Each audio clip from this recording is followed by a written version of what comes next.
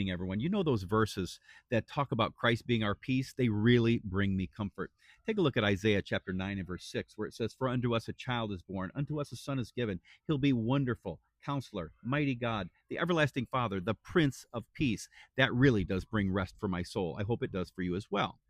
When I look at verses like Philippians chapter 4 and verse 7 that says, "When I enter into Christ, I'll have a peace that passes understanding," that is truly, truly comforting.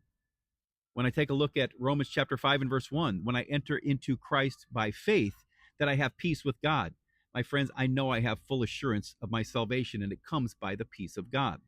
But as we take a look at all this peace that Jesus is talking about, then why does he say in Matthew chapter 10, verses 34 through 36, that he didn't come to bring peace, he came to bring a sword or separation? He says that there is a sword that he has, and it will separate families, brothers from sisters, mothers from their own sons. It says very clearly that this sword will make people so angry that they will separate the family unit at times. What is that sword? It says in Hebrews chapter 4 and verse 12, "For the word of God is quick and powerful and sharper than any two-edged sword, piercing even to the dividing asunder of the soul and spirit and the joints and the marrow, is a discerner of the thoughts and the intents of the heart."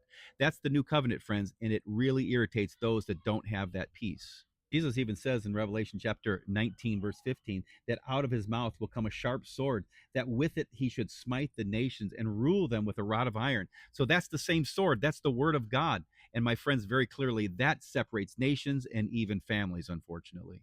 Yes, we enter into a relationship with Jesus and we find peace and rest for our souls. Hebrews 4 is very clear about that. It's a permanent rest because we've entered into Christ.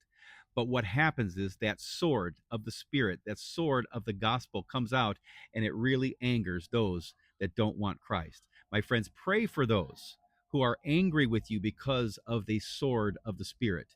And I tell you, my friends, today, it's the word of God, but don't give up on the word. Christ came to be the Prince of Peace, but he knew that that sword would indeed cut people to the marrow. Pray for them that they come to Christ in peace.